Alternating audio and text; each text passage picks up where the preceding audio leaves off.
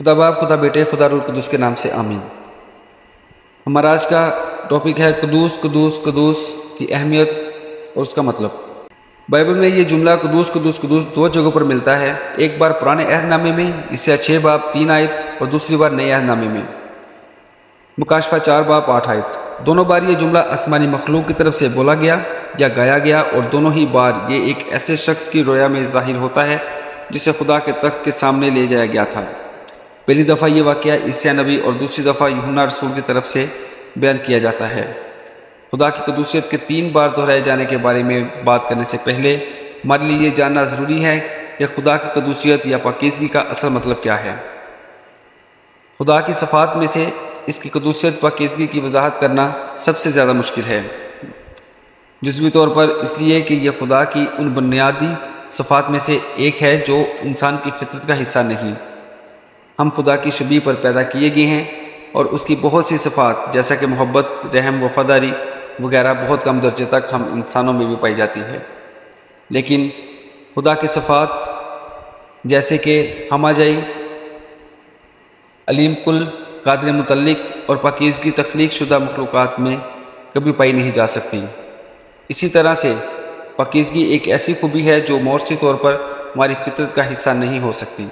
ہم صرف مسیح کی رفاقت میں پاک ٹھہرائے جاتے ہیں، اس لحاظ سے یہ ایسی پاکیزگی ہے جو ہم سے منسوب کی جاتی ہے۔ ہم صرف اور صرف مسیح میں ہو کر خدا کے راست بازی بنتے ہیں۔ 2 کرنتھیوں 5 باب 21 آیت۔ یہ خدا کی پاکیزگی ہی ہے جو اسے باقی تمام مخلوقات سے الگ اور مختلف بناتی ہے۔ خدا کی قدوسیت اس کے کمال یا اس کی لاخطا پاکی سے بھی کہیں بڑھ کر ہے۔ یہ اس کی ذات کی منفرد حیثیت، اس کی برتری کا جوہر ہے۔ خدا کی قدوسیت اس کے جلال کے بھید کا ظہور ہے، اور جب ہم اس کی عظمت کا کچھ فہم پاتے ہیں تو یہ ہمارے لیے اس کی ذات کو اور بھی حیران کن بناتا ہے۔ عیسیٰ 6 باب میں بیان کردہ رویا میں عیسیٰ نبی خدا کی پاکیزگی کا پہلا گواہ تھا۔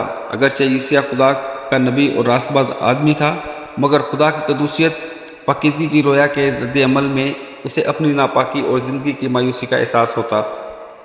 عیسیٰ 6 باب 5 آیت۔ یہاں تک کہ خدا کی حضوری میں موجود وہ فرشتے جو قدوس قدوس قدوس پکار رہے تھے، انہوں نے بھی اپنے چہروں اور پاؤں کو اپنے پروں سے ڈھانپا ہوا تھا۔ بلا شبہ چہرے اور پیروں کو ڈھانپنا اس عزت و تعظیم کو ظاہر کرتا ہے جو خدا کی موجودگی کا نتیجہ تھی۔ خروج 3 باب 5-4 آیت۔ اس قدوس کی موجودگی میں اپنی اہمیت سے واقف سرافیم خود کو ممکنہ حد تک چھپائے ہوئے کھڑے تھے۔ اگر پاک اور مقدس فرشتے یہوہ کی موجودگی میں ایسی عزت و تعظیم کا مظاہرہ کرتے ہیں تو ہمیں جو ناپاک اور گناہ آلود مخلوق ہے اس کے قریب جاتے ہوئے کیسا برا خوف ماننا چاہیے۔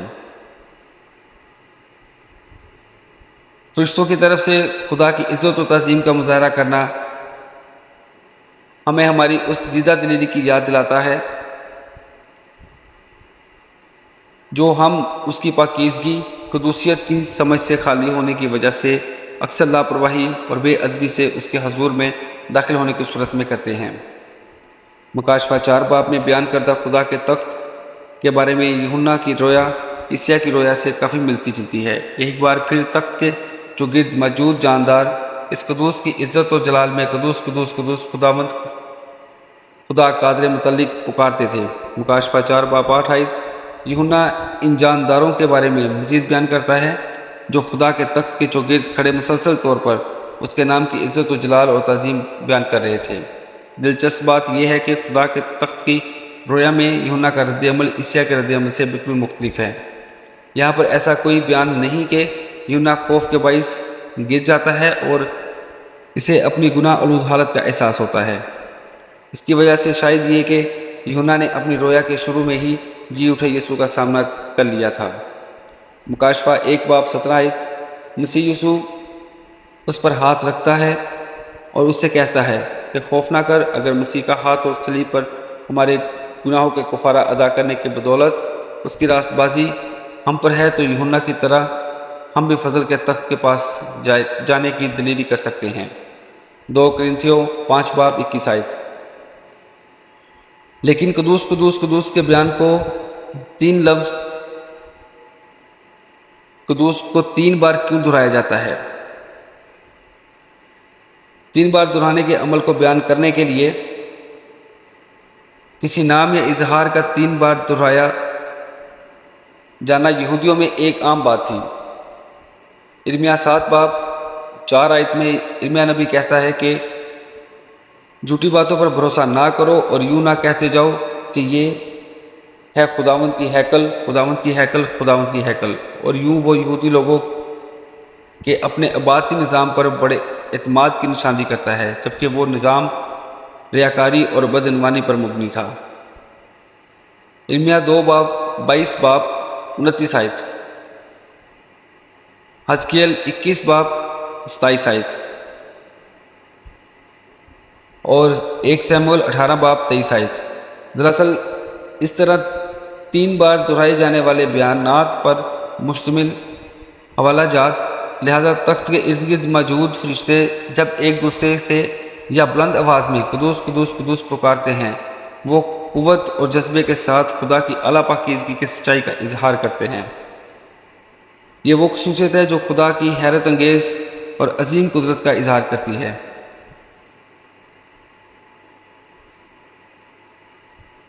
इसके अलावा ट्राइहैग्यून की तसलीती फितरत यानी कादिर मुतल्लिक़ खुदा की ज़ात में 3 अकनूम का इजहार भी करता है, जो पाकीज़गी और अज़मत में बराबर है।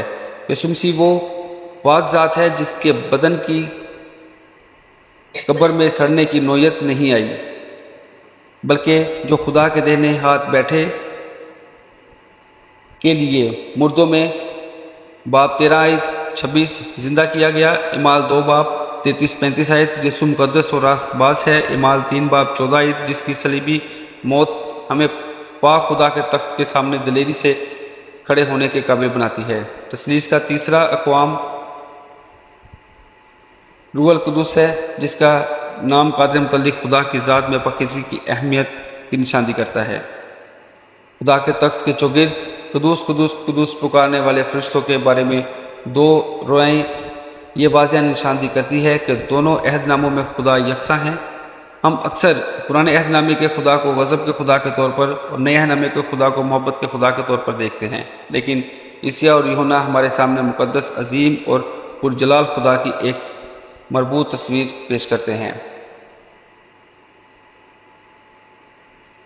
जो ला तब्दील खुदा है।